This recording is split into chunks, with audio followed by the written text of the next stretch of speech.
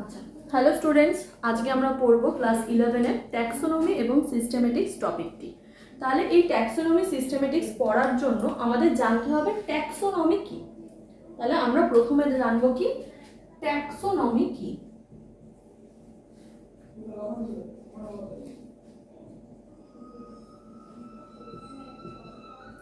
তাহলে আমাদের ট্যাক্সোনমি কি সেটা জানার জন্য আমাদের জানতে হবে ট্যাক্সোনমি শব্দটি কে প্রথম প্রবর্তন করে। আচ্ছা, এই ট্যাক্সোনমি শব্দটি প্রথম প্রবর্তন করেন ট্যাক্সোনমি শব্দটি প্রথম প্রবর্তন করেন অগাস্টিন পি দা ক্যান্ডল। কি বললাম? ট্যাক্সোনমি শব্দটি প্রথম প্রবর্তন করেন অগাস্টিন পি দা ক্যান্ডল। ইনি হচ্ছেন ট্যাক্সোনমি শব্দটির প্রবর্তক। আচ্ছা, এবার এই যে ট্যাক্সোনমি, এই শব্দটাকে ভাঙলে আমরা কি কি পাবো, মানে এর অর্থ কি ট্যাক্সোনমি। এই ট্যাক্সোনমি শব্দটাকে যদি আমি ভাঙি তাহলে দুটো গ্রিক শব্দ পাবো, ট্যাক্সিস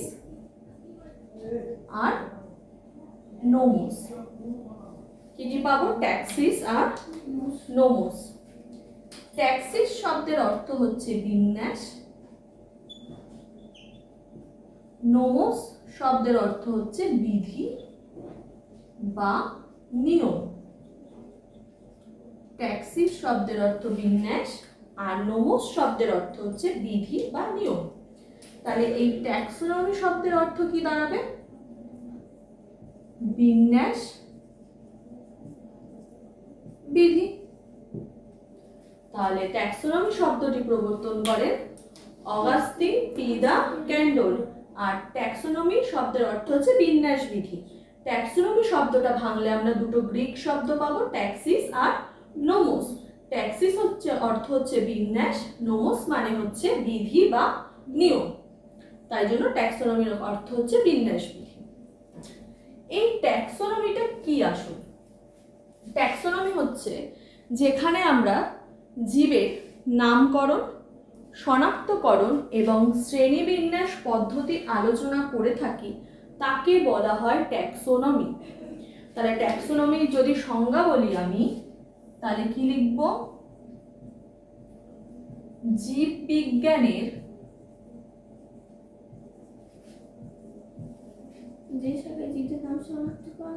যে শাখায় জীবের নামকরণ, শনাক্তকরণ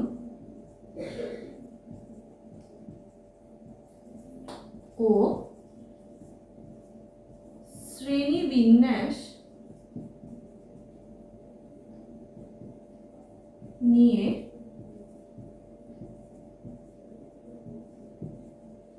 আলোচনা করা হয়, তাকে ট্যাক্সোনমি বলে। তাহলে জীববিজ্ঞানের যে শাখা, প্রথমে জীবের নামকরণ করতে হবে, শনাক্তকরণ করতে হবে আর শ্রেণীবিন্যাস নিয়ে যেখানে আলোচনা করব তাকে কি বলবো আমরা? ট্যাক্সোনমি।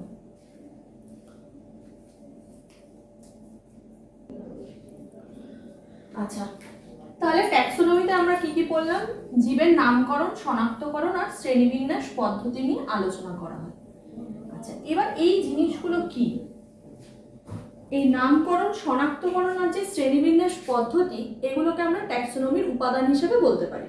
তাহলে আমি এখানে লিখছি, পয়েন্ট করছি ট্যাক্সোনমির উপাদান বা কম্পোনেন্টস অফ ট্যাক্সোনমি।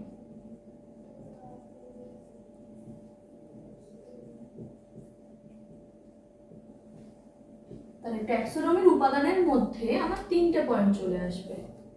ফার্স্ট, শনাক্তকরণ,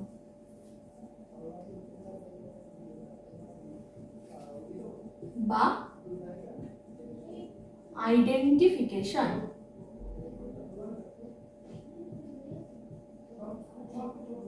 সেকেন্ড, নামকরণ বা নোমেনক্লেচার, থার্ড, শ্রেণীবিন্যাস বা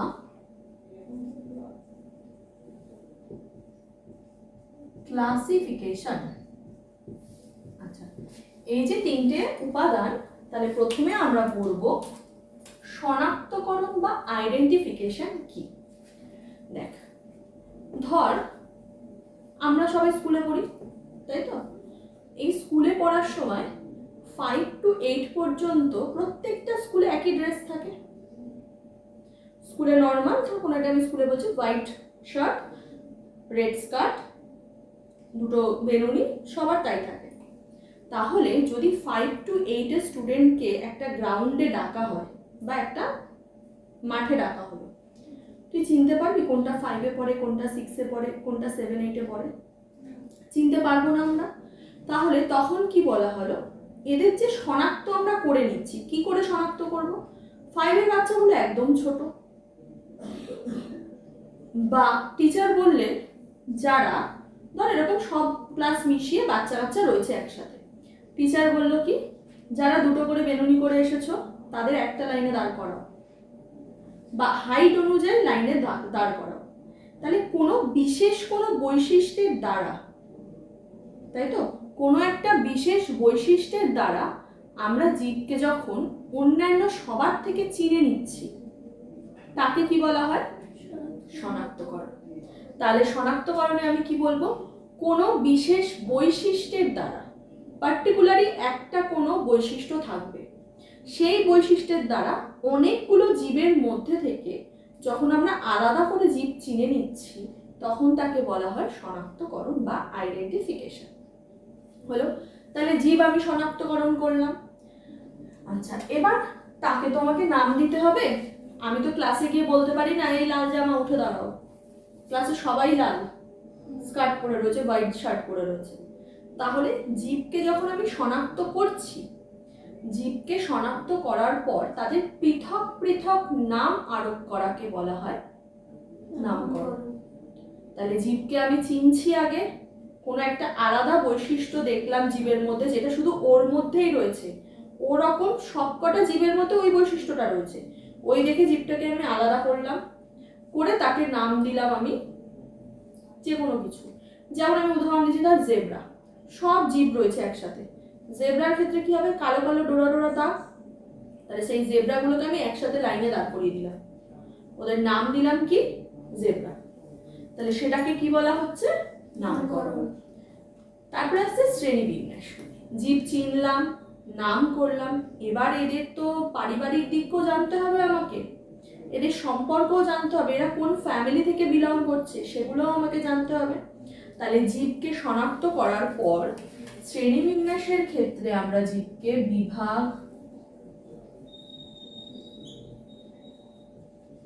শ্রেণী,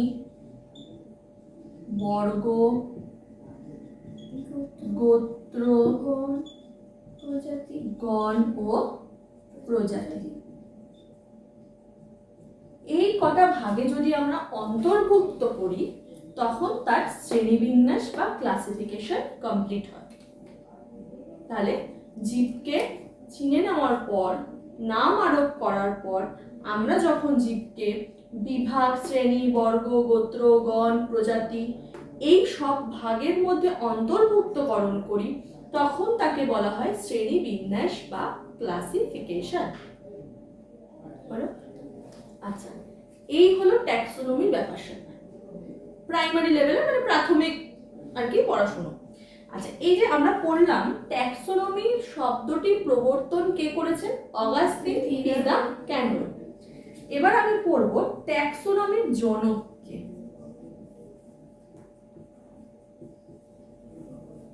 বা ফাদার অফ ট্যাক্সোনমি কে আমরা জানি সকলেই, ক্যারোলাস লিনিয়াস।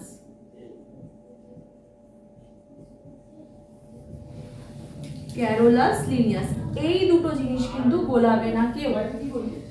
ট্যাক্সোনমির শব্দটা, এই যে ট্যাক্সোনমি আমরা যে বলছি, এই শব্দটা কিন্তু প্রবর্তন কে করেছিলেন? Augustin P de Candolle. ট্যাক্সোনমির জনক মানে ট্যাক্সোনমির ব্যাপারে সর্বাঙ্গীন জ্ঞান আমাদের কে দিয়েছিলেন? রাস্তা আমাদের দেখিয়েছিলেন ক্যারোলাস লিনিয়াস। হলো না? লিখে নাও সবাই। আচ্ছা, এবার আমরা পড়ব ট্যাক্সোনমির কিছু ভাগ বা শ্রেণীবিন্যাস। যেহেতু ট্যাক্সোনমিতে আমরা কি শনাক্তকরণ, নামকরণ আর শ্রেণীবিন্যাস পাচ্ছি, তাহলে এর মধ্যে কি কি পড়াশোনার টপিক পড়ে? তাহলে ফার্স্ট আমরা পড়ব ক্যারিও ট্যাক্সোনমি।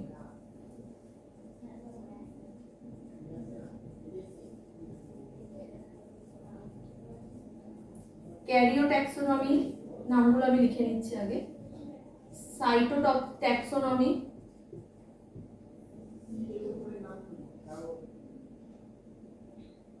এক্সপেরিমেন্টাল ট্যাক্সোনমি,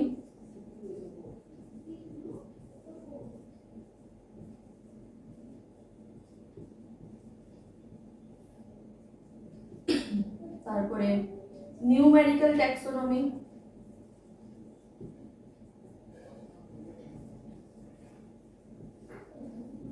আরো অনেক আছে, alpha taxonomy, beta taxonomy, omega taxonomy, gamma taxonomy, ঠিক আছে? ক্যারিও ট্যাক্সোনমি। ক্যারিও কথাটা আমরা কোথায় পড়েছি? আমরা ক্লাস 10 এ পড়েছিলাম, কোষ বিভাজন পড়ার সময় দেখি ক্যারিওকাইনেসিস। ক্যারিওকাইনেসিস মানে কি? নিউক্লিয়াসের বিভাজন, তাই তো? আমরা দুটো কাইনেসিস পড়েছিলাম, ক্যারিওকাইনেসিস আর সাইটোকাইনেসিস। ক্যারিও মানে নিউক্লিয়াস যখন বিভাজিত হচ্ছে, মানে নিউক্লিয়াসের মধ্যে বেমতন্তুর যখন বিভাজন ঘটছে। আর সাইটোট্যাক্সোনমি মানে কি? সাইটোপ্লাজমের বিভাজন, তাই তো? তাহলে ক্যারিওট্যাক্সোনমি মানে আমি লিখতে পারি যেখানে নিউক্লিয়াস সম্পর্কে আলোচনা করা হয়। তাহলে ক্যারিওট্যাক্সোনমিতে নিউক্লিয়াস, বিভিন্ন নিউক্লিয়াসের উপাদান নিয়ে যেখানে আমরা বিভাজন নিয়ে আলোচনা করব, সেটাকে কি বলা হয়? ক্যারিওট্যাক্সোনমি, মানে বিন্যাসগুলো নিয়ে আলোচনা করা হয়। সাইটোট্যাক্সোনমি, সাইটোট্যাক্সোনমি মানে সাইটোপ্লাজম বোঝাচ্ছে। সাইটোপ্লাজম মানে কি? সাইটোপ্লাজমের উপরে, সাইটোপ্লাজম তো একটা অর্ধতরল জেলির মতো উপাদান, তাহলে এই সাইটোপ্লাজমের উপরে কি হচ্ছে? বিভিন্ন কোষীয় উপাদানগুলো সজ্জিত থাকে, কোষীয় অঙ্গাণুগুলো, মাইটোকন্ড্রিয়া, রাইবোজোম, লাইসোজোম, এই সমস্ত উপাদান থাকে। তাহলে সাইটোট্যাক্সোনমি কি? যেখানে কোষ, কোষীয় উপাদান,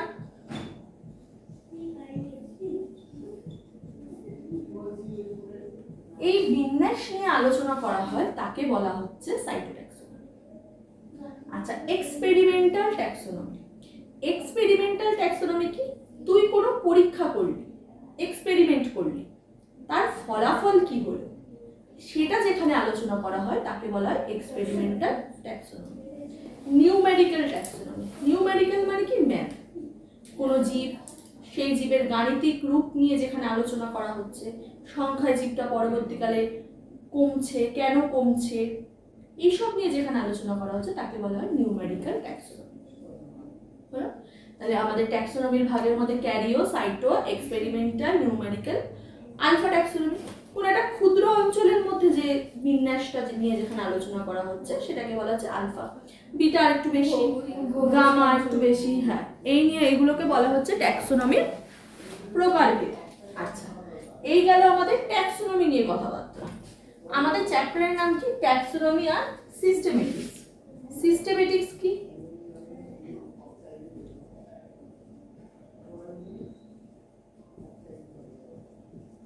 সিস্টেমেটিক্স কি? সিস্টেমেটিক্স হচ্ছে যেখানে জীবের প্রকারভেদ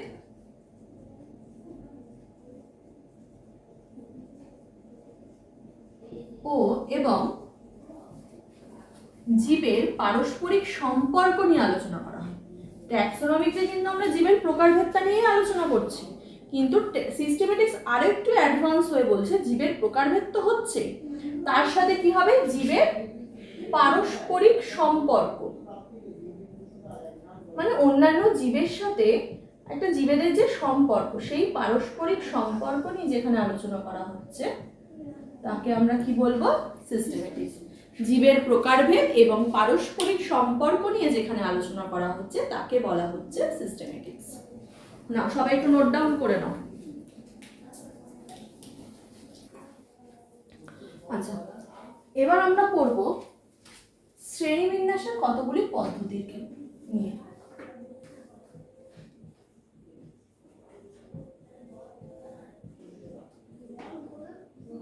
এই ক্লাসিফিকেশন প্রসেস 3 প্রকারের।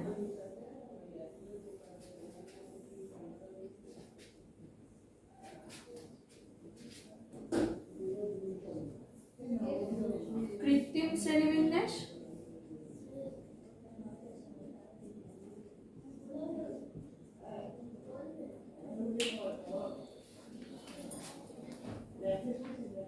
প্রাকৃতিক শ্রেণীবিন্যাস,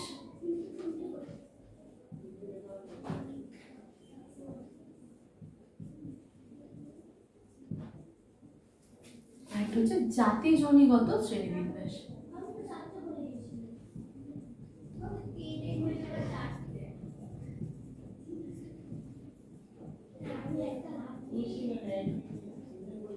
জাতিজনিগতকে বলা হয় ফাইলোজেনেটিক,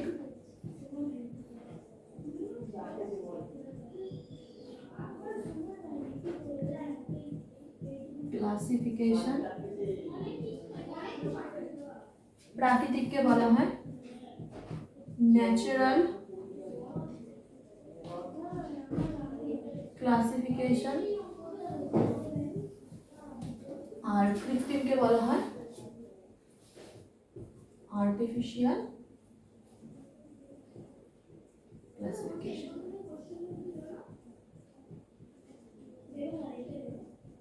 এই 3 ধরনের আমাদের শ্রেণীবিন্যাস পদ্ধতি প্রচলিত আছে। আচ্ছা, এবার এই কৃত্রিম হচ্ছে সব থেকে প্রাচীন পদ্ধতি। কৃত্রিম কি সব থেকে প্রাচীন পদ্ধতি, সহজ পদ্ধতি।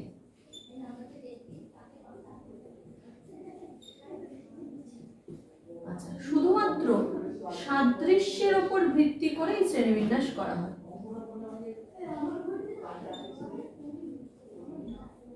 সাদৃশ্যের উপর ভিত্তি করে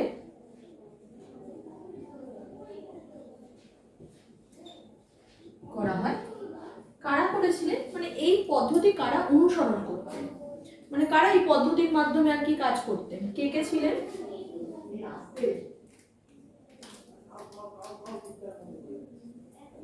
ক্যারোলাস লিনিয়াস,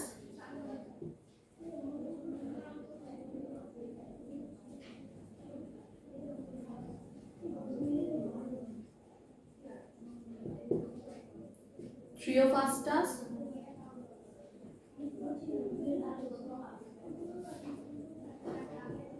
আর ছিলেন সিসপালানো। এরা এই পদ্ধতিতে আর কি কাজ করতেন। এটার অসুবিধা কি, যেহেতু শুধুমাত্র সাদৃশ্যের উপর ভিত্তি করে করা হতো, তাই জন্য এটাকে অত বেশি মান্যতা বা এটা গ্রহণযোগ্যতা পায়নি। কারণ জীবদের তো শুধু সাদৃশ্যের উপর ভিত্তি করে শ্রেণীবিন্যাস করলে চলবে না, আরো কিছু বৈশিষ্ট্যের দিকেও তো খেয়াল রাখতে হবে। তাহলে সাদৃশ্যের মতো দেখতে গেলে আমরা যদি বাঘ আর বিড়াল দেখি, দেখবি মুখের গঠন এক, শুধু বিড়াল ছোট, বাঘ হয় বড় আকৃতি, যার আমরা বিড়ালকে বাঘের মাসি বলে থাকি। এরকম সম্পর্কও দেখতে হবে আমাদেরকে। শুধু আমরা একই দেখতে বলে তাকে একই গোত্রে ফেলে দিলাম বা একই ফ্যামিলির আন্ডারে ফেলে দিলাম, তারা একই ফ্যামিলির মধ্যে নাও তো হতে পারে। তাই জন্য এই পদ্ধতিটা গ্রহণযোগ্যতা পায়নি।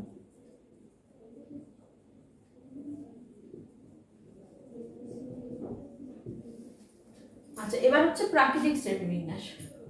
প্রাকৃতিক শ্রেণীবিন্যাস কি? কৃত্রিমের থেকে একটু জটিল, কৃত্রিম থেকে উন্নত,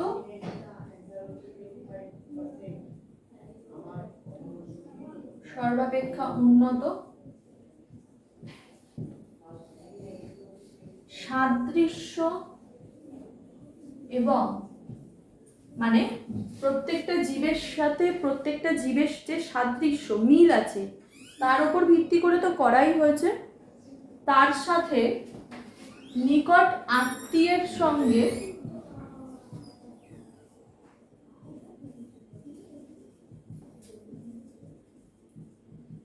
সম্পর্ক, এর উপর ভিত্তি করেও এই শ্রেণীবিন্যাসটা করা হয়েছে। নিকট আত্মীয়ের সঙ্গে সম্পর্ক, এর উপর ভিত্তি করে করা হয়েছে। আচ্ছা, কে করেছিলেন? বেন্থাম ও হুকার। কে করেছিলেন? বেন্থাম ও হুকার। এই পদ্ধতিটি গ্রহণযোগ্যতা পায়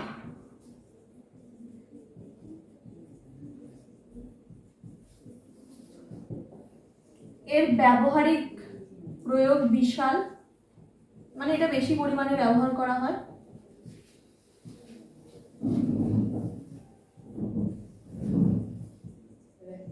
কিন্তু এর একটা অসুবিধা আছে। অসুবিধাটা কি?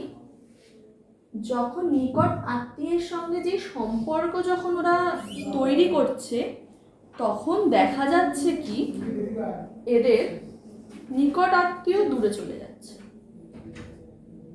মানে প্রত্যেকটা জীবের সাথে তো প্রত্যেকটা জীবের কিছু না কিছু সম্পর্ক থাকে, এই সম্পর্কটা যখন ওরা নিরূপণ করার জন্য দেখছে তখন দেখা যাচ্ছে কিছু কিছু ক্ষেত্রে নিকট আত্মীয় আলাদা গোত্র হয়ে যাচ্ছে।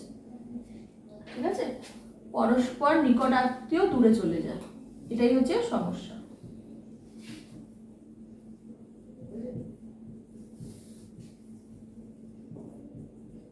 আলাদা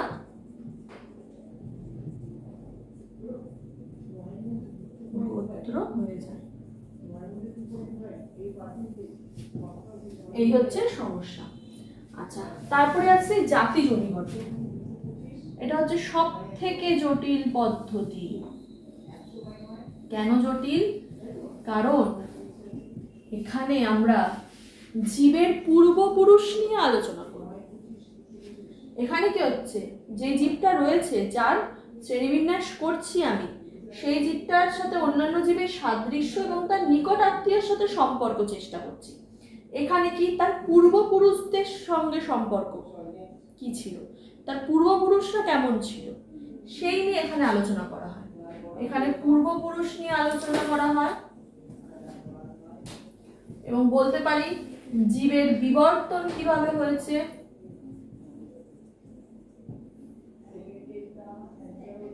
বিবর্তন নিয়ে শ্রেণীবিন্যাস করা হয়। তাই জন্য এটাকে আমরা কি বলে থাকি? জাতি জনিগত শ্রেণীবিন্যাস। আচ্ছা, এর অসুবিধা কি? সব থেকে বেশি অসুবিধা এটা, এটা যেমন জটিল কিন্তু এটা কিন্তু খুব নিখুঁত পদ্ধতি।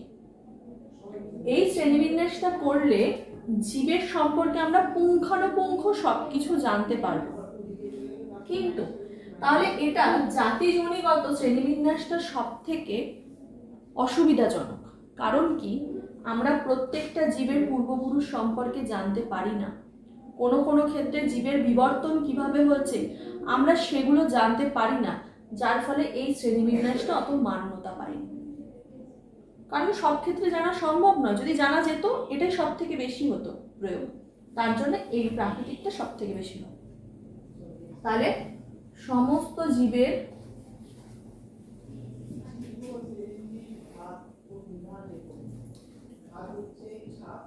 বিবর্তন সম্পর্কে জানা সম্ভব হয় না। কে করেছিলেন এটা? পার্কার, অ্যাটলাস প্রমুখ।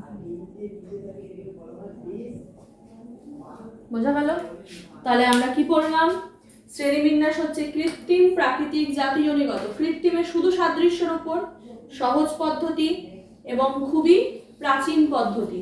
প্রাকৃতিক কৃত্রিমের থেকে একটু উন্নত, যেখানে সাদৃশ্য প্লাস জীবের যে পারস্পরিক সম্পর্ক সেই সম্পর্কে আলোচনা করা হয়। এটাকে তৈরি করেছিলেন বা কে অনুসরণ করতেন? বেন্থাম হুকার। এটা বেশি গ্রহণযোগ্যতা পায়। জাতিজনিগত, জীবের পূর্বপুরুষ, তাদের বিবর্তন, তাদের অভিব্যক্তি, এগুলো নিয়ে ওখানে আলোচনা করা হয়। যেহেতু সমস্ত জীবের বিবর্তন সম্পর্কে জানা সম্ভব নয়, তাই জন্য ওই জাতিজনিগত বেশি ব্যবহারিক প্রয়োগ হয় না, বেশি ব্যবহারিক প্রয়োগ হয় প্রাকৃতিকের উপর। বোঝা গেল সবার? লিখে নাও।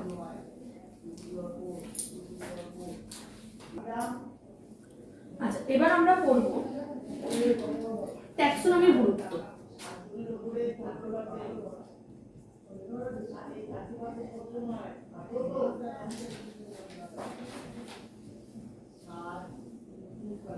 ট্যাক্সোনমির গুরুত্ব। ট্যাক্সোনমির ফলে আমাদের কি কি লাভ হয়েছে? আমরা জানি আমাদের ভারত হচ্ছে বৈচিত্র্যময় দেশ। আমাদের পৃথিবীতে নানা বৈচিত্র্যের প্রাণী রয়েছে, উদ্ভিদ রয়েছে। তাহলে এই ট্যাক্সোনমির মাধ্যমে আমরা সহজেই কোনো জীবকে শনাক্ত করতে পারি, তাই তো? তাহলে আমাদের মধ্যে সেই জ্ঞানটা রয়েছে, মানে ট্যাক্সোনমি সেই সুবিধাটা আমাদের করে দিয়েছে। তাহলে এর মাধ্যমে সহজেই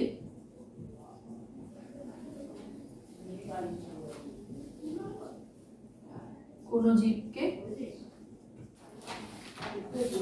শনাক্ত করা যায়। তারপরে এর মাধ্যমেই আমরা জানতে পারি যে জীবের পূর্বপুরুষ যে অনুন্নত ছিল, আমাদের পূর্বপুরুষরা যে অনুন্নত ছিল সেগুলো কিন্তু আমরা সব ট্যাক্সোনমির মাধ্যমে জানতে পেরেছি। জীবের পূর্বপুরুষ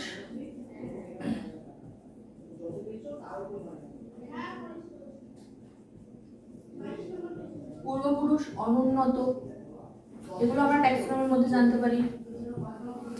নতুন কোনো জীব যদি আবিষ্কার হয় সেই সম্পর্কে জানতে পারি,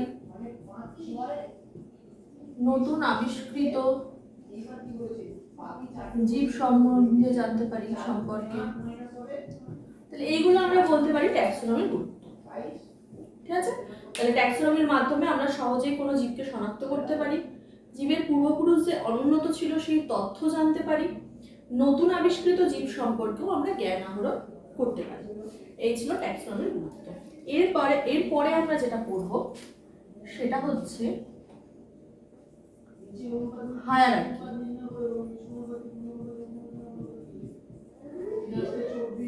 এটাও আমাদের পড়ার বিষয়বস্তু ছিল, আমরা 9-এ পড়েছিলাম। হায়ারার্কি কে প্রবর্তন করেন? Carolus Linnaeus.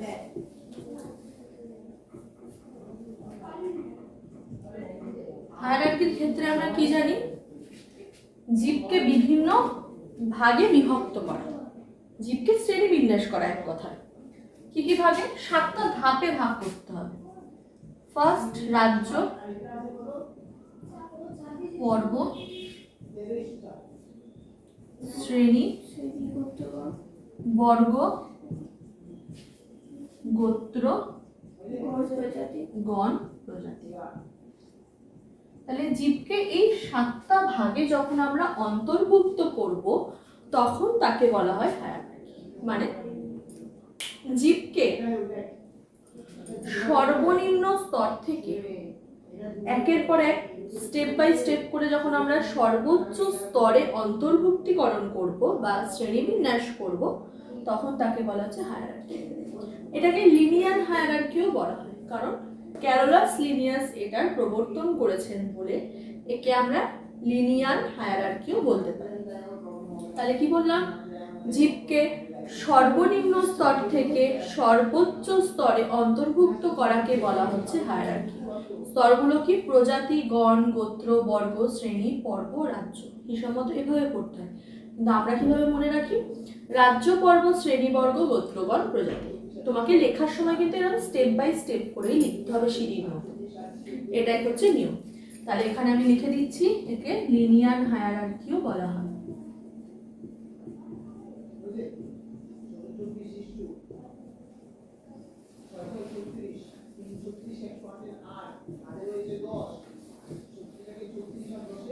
লিনিয়ার হায়ারার্কি বলা হয়।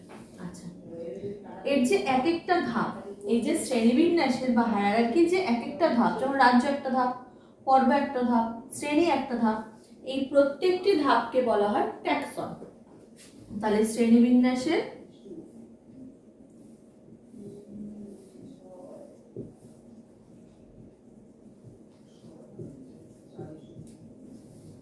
প্রতিটি একক বা ধাপকে ট্যাক্সন বলে। তাহলে যদি বলা হয় সর্ববৃহৎ ট্যাক্সনের নাম কি? সবার উপরে কি আছে?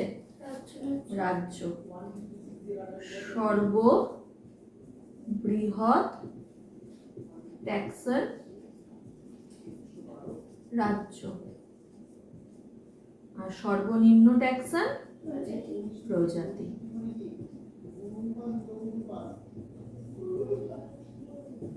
এই হচ্ছে আমাদের হায়ারার্কি টপিক।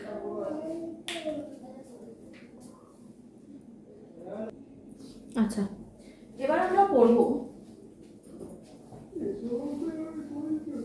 এই যে হায়ারার্কির যে রাজ্য, পর্ব, শ্রেণীবর্গ, প্রজাতি যেগুলো আমরা পড়লাম, এগুলো একবার একটু সংজ্ঞাগুলো দেখে নিই।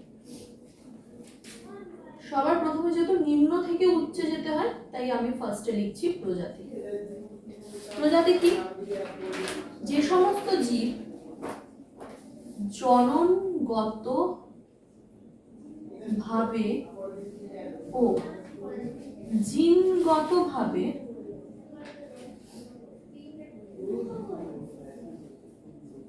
আলাদা, জননগত ও জিনগত ভাবে আলাদা এমন জীবের সমাহারকে বলা হয় প্রজাতি। তাহলে প্রজাতি কাকে বলছি? জননগতভাবে আলাদা হতে হবে এবং জিনগতভাবে আলাদা হতে হবে এমন অনেকগুলো জীবের সমাহার। সমাহার মানে কি? একসাথে অনেকগুলো জীবকে আমরা বলছি কি? প্রজাতি। প্রজাতির পর কি আছে? গণ। গণ কি? এরপরে সব সংজ্ঞা একই, পরস্পর সাদৃশ্যযুক্ত প্রজাতিকে গণ বলে। তাহলে পরস্পর সাদৃশ্যযুক্ত প্রজাতিকে কি বলবো? গণ। গণের পরে কি আছে? গোত্র। পরস্পর সাদৃশ্যযুক্ত গণকে বলবো গোত্র। হলো? গোত্রের পর আছে বর্গ। পরস্পর সাদৃশ্যযুক্ত গোত্রকে বলা হয় বর্গ। তারপরে আছে শ্রেণী। পরস্পর সাদৃশ্যযুক্ত বর্গকে বলা হয় শ্রেণী। পর্ব, পরস্পর সাদৃশ্যযুক্ত পর্ব শ্রেণীকে বলা হয় পর্ব। আর রাজ্য, পরস্পর সাদৃশ্যযুক্ত পর্বকে বলা হয় রাজ্য। রাজ্য মানে কি? উদ্ভিদদের নিয়ে একটা রাজ্য, উদ্ভিদ রাজ্য। প্রাণীদের নিয়ে একটা রাজ্য, প্রাণী রাজ্য। হলো? আচ্ছা, এবার আমরা পড়ব দ্বিপদ নামকরণ।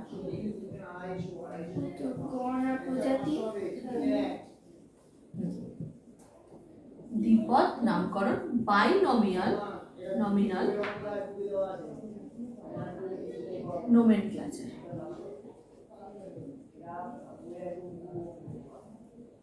তাহলে দ্বিপদ নামকরণ দুটি পদ নিয়ে গঠিত। কি কি? গণ আর প্রজাতি। এই দুটি পদের সমন্বয়ে যে নামকরণ হয় তাকে কি বলবো? দ্বিপদ নামকরণ। এটার কে প্রবর্তন করেন? সেম ব্যক্তি, ক্যারোলাস লিনিয়াস।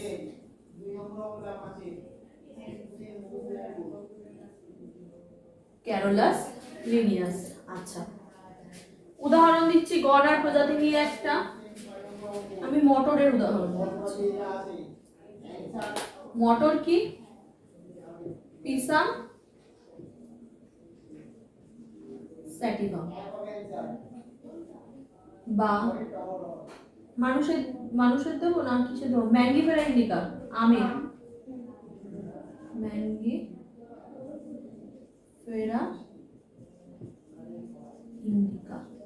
তাহলে এটা হয়ে যাবে গণ, এটা হয়ে যাবে প্রজাতি। এই দ্বিপদ নামকরণের কিছু রুলস রয়েছে বা নিয়মাবলী রয়েছে। কি কি? প্রথমত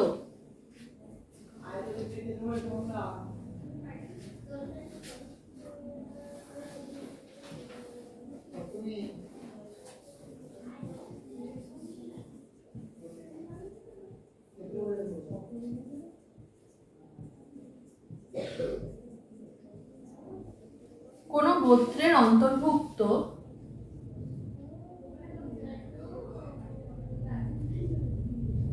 গণের নাম, গণের ও প্রজাতির নাম আলাদা হতে হবে।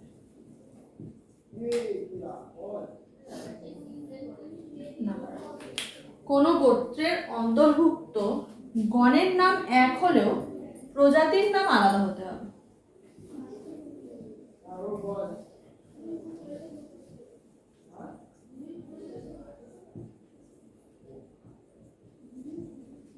মানে কি? দেখবি আমরা স্কুলে রিয়া নামের অনেক মেয়ে থাকে বা ছেলেদের মধ্যে সৌরভ, খুব কমন নাম। তাদের নাম একই হলেও তাদের কিন্তু টাইটেল আলাদা। একটা রিয়া দাস হলে একটা রিয়া মণ্ডল, রিয়া ভক্ত, কি বললাম বোঝা গেল? তাই বলেছেন কোন গোত্রের অন্তর্ভুক্ত মানে একটা ফ্যামিলির মধ্যে গণের নাম যদি এক হয়, মানে নাম যদি এক হয় কিন্তু তাদের প্রজাতির নাম, হিসাব মতো আমি টাইটেল বলি, টাইটেলটা কিন্তু আলাদা হতে হবে। তারপরে কি? এই নাম সবসময় ল্যাটিন ভাষায় লিখতে হবে। কোন ভাষায়? ল্যাটিন ভাষা ছাড়া অন্য কোনো ভাষায় লিখলে হবে না। কারণ ল্যাটিনটাকে কেন নেওয়া হয়েছে? ধর আমাদের দেশের ভাষা আলাদা, পৃথিবীর অন্যান্য দেশের ভাষা আলাদা।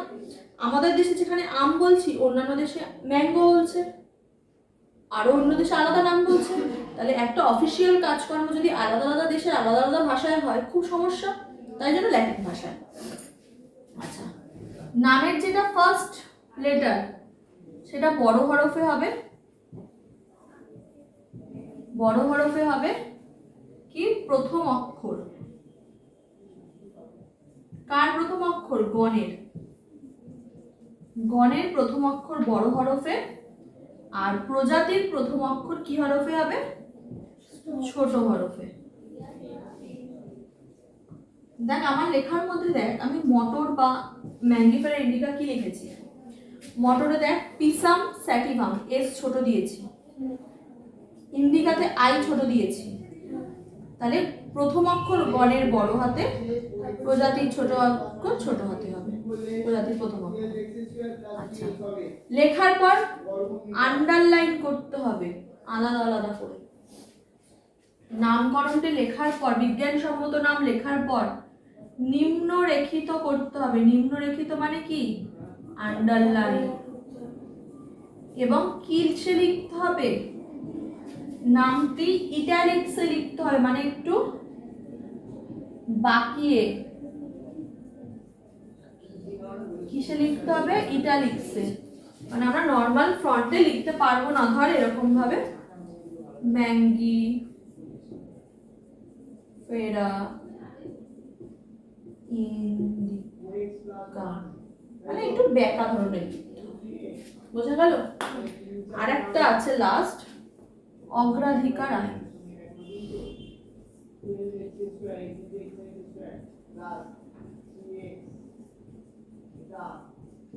অগ্রাধিকার আইন, অগ্রাধিকার আইন হচ্ছে আমাদের বিভিন্ন দেশের বিজ্ঞানী বিভিন্ন নামকরণ করেছে। লিনিয়াস দুটো গ্রন্থ লিখেছিলেন। কে? লিনিয়াস দুটো গ্রন্থ লিখেছিলেন। কি কি? একটা হচ্ছে সিস্টেমা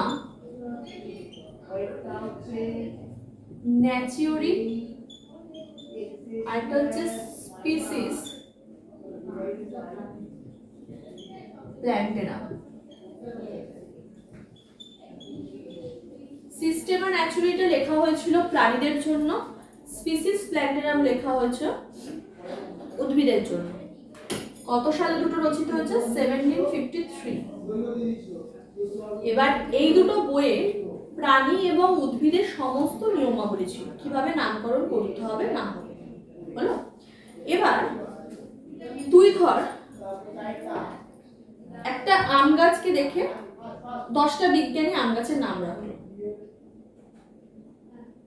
কেউ জানে না ও যে নামকরণ করেছে না এই করেছে, আমরা জানি না, কারণ বই তখন রচিত হয়নি। 10টা বিজ্ঞানী আম গাছের নাম রেখেছে, যে যা ইচ্ছে নাম রেখে গেছে। এবার আবার দেখা গেল অন্য কোনো গাছের নাম, ধর জাম গাছের নাম আবার আম রেখে দিয়েছে। মানে কি, যদি একটা উদ্ভিদের একাধিক নাম হয়ে থাকে বা অনেকগুলো উদ্ভিদের নাম একটাই হয়ে থাকে, তখন সবার প্রথম যে বিজ্ঞানী নামকরণটা করেছিলেন, সবাই তো আর একদিনে নামকরণ করেনি, সবার প্রথম যে বিজ্ঞানী নামকরণ করেছিলেন তার নামটাই গ্রহণযোগ্য হবে। তবে সেটা 1753 খ্রিস্টাব্দের আগে হলে চলবে না, কারণ এই বই দুটো যবে রচিত হয়েছে তারপরে যদি কেউ নাম রেখে থাকে সবার প্রথমে তার নামটাই ধরা হবে। কি বললাম, বোঝা গেল? যদি ধর এই পেন, এটা হলো একটা গাছ, এই গাছের নাম আমি দিলাম আম, জাম, কাঁঠাল, আপেল, পেয়ারা, সব দিলাম, হলো। আবার আরো অনেক গাছ আছে যাদের সবার নাম আম, সবাই কিন্তু আলাদা আলাদা গাছ। একটা সমস্যা, কি নামে ডাকবো? এক একটা বিজ্ঞানী এক একটা নাম দিয়েছে। তখন 1753 সালের পরে যে নামটা দেওয়া হয়েছে, যে বিজ্ঞানী প্রথম নামকরণ করেছিলেন, তারা একজন 1 জানুয়ারি করেছেন, একজন 2 জানুয়ারি করেছেন, যে 1 জানুয়ারি করেছিলেন তার নামটাই ধরা হয়। একেই বলা হয় অগ্রাধিকার আইন। কে করেছিলেন রচনা? Carolus Linnaeus. কি বললাম, বোঝা গেল? তাহলে যদি কোনো উদ্ভিদের একাধিক নাম থেকে থাকে বা অনেক উদ্ভিদের একটাই নাম থেকে থাকে, তাহলে 1753 সালের আগে কোনো নাম গ্রহণযোগ্যতা পাবে না, তারপরে সব নাম ধরা হয়। এই হচ্ছে আমাদের দ্বিপদ নামকরণ। তাহলে নিয়মাবলী কি বললাম? গণের নাম এক হলেও প্রজাতির নাম আলাদা হতে হবে, যেটা আমরা পড়েছিলাম সিংহ আর বাঘের ক্ষেত্রে। সিংহের বিজ্ঞানসম্মত নাম কি? প্যান্থেরা লিও, আর বাঘের প্যান্থেরা টাইগ্রিস। গণ এক, কিন্তু প্রজাতি ওরা আলাদা। আচ্ছা, নামকরণ সবসময় কোন ভাষায় করতে হবে? ল্যাটিন ভাষায়। বড় হরফে গণের প্রথম অক্ষর বড় হরফে লিখতে হবে, মানে ক্যাপিটালে, আর প্রজাতির প্রথম অক্ষর স্মলে লিখতে হবে। লেখার পর নামটা আন্ডারলাইন করতে হবে, এবং নামটি লেখার পর নামটি কি ভাষা একটু বেঁকিয়ে, মানে ইটালিক্সে লিখতে হবে। আর হচ্ছে অগ্রাধিকার আইন। কি বললাম, বোঝা গেল? ঠিক আছে, লিখে নাও। আচ্ছা, এবার এই চ্যাপ্টারে আমরা লাস্টে চলে এসেছি একদম। কয়েকটা ছোট ছোট সংজ্ঞা আমাদের পড়তে হয়। ফার্স্ট আমরা পড়ব সিনোনিম। সিনোনিম কি? যখন কোনো প্রজাতির, মানে কোনো একটা নির্দিষ্ট প্রজাতির জীবের একাধিক স্বীকৃত, মানে একজনের, একটা জীবের অনেকগুলো স্বীকৃত বিজ্ঞানসম্মত নাম আছে, মানে বিজ্ঞানীরা এই নামগুলোকে সম্মতি দিয়েছে, তাকে বলা হয় সিনোনিম বা বহুনাম। তাহলে সিনোনিম কি?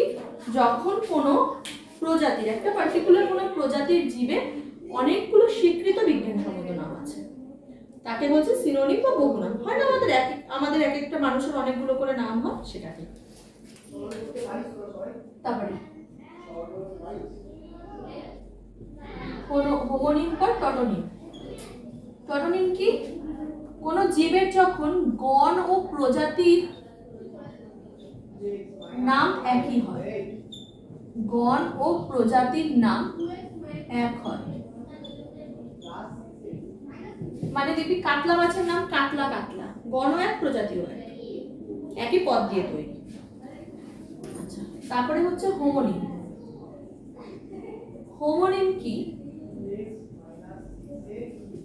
পৃথক প্রজাতি, দুটো আলাদা আলাদা প্রজাতি, কিন্তু গণ ও প্রজাতির নাম এক। যেমন আমরা সিংহের ক্ষেত্রে পড়েছিলাম না, সিংহ আর বাঘ, প্যান্থেরা লিও, প্যান্থেরা টাইগ্রিস, দুটো আলাদা প্রজাতি কিন্তু কিন্তু তাদের গণের নাম এক। এটাকে বলছি হোমোনিম। বোঝা গেল? আচ্ছা, আরেকটা হচ্ছে টোপোনিম। টোপোনিম মানে কি? যে জায়গায় থাকছে জীবটা সেই জায়গার অনুযায়ী নাম হচ্ছে। বাসস্থান অনুযায়ী বা বাসস্থান বা জায়গার ভিত্তিতে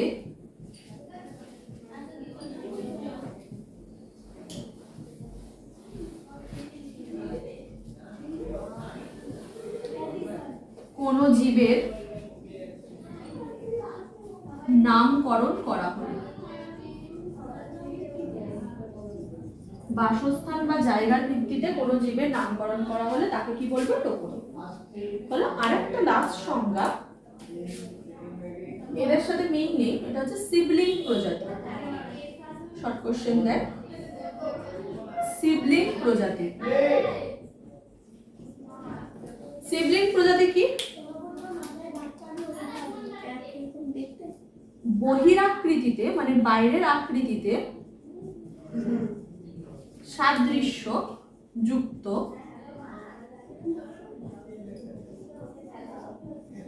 কিন্তু জননগতভাবে আলাদা। বাইরে থেকে দেখে তুই বুঝতেই পারবি না, আলাদা এরকম প্রজাতিকে কি বলা হয়? সিবলিং প্রজাতি। বাইরের থেকে একই দেখতে কিন্তু জননগতভাবে আলাদা, তাকে বলা হচ্ছে সিবলিং প্রজাতি। তাহলে সিনোনিম কি বললাম? যদি কোনো জীবের, কোনো প্রজাতির জীবের, সব জীবের না, একটা নির্দিষ্ট পার্টিকুলার প্রজাতির জীবের যদি অনেক নাম থাকে, কিন্তু সেটা আবার বিজ্ঞানসম্মত স্বীকৃত হতে হবে। টোটোনিম গণ আর প্রজাতির নাম যখন এক হয়। হোমোনিম পৃথক প্রজাতি কিন্তু গণ আর প্রজাতির নাম এক হচ্ছে। টোপোনিম বাসস্থান বা জায়গার ভিত্তিতে নামকরণ করা হয়। আর সিবলিং প্রজাতি কি? বহিরাকৃতি দিক থেকে সাদৃশ্যযুক্ত কিন্তু জননগতভাবে যখন তারা আলাদা বা পৃথক, তাকে বলা হচ্ছে সিবলিং প্রজাতি। আশা করি ভিডিওটি তোমাদের ভালো লেগেছে, এবং ভিডিওটি যদি ভালো লেগে থাকে তাহলে লাইক, কমেন্ট এবং সাবস্ক্রাইব করে রেখো পরবর্তীকালে আরো অনেক ক্লাস 11 এবং 12 এর ভিডিওগুলি পাওয়ার জন্য।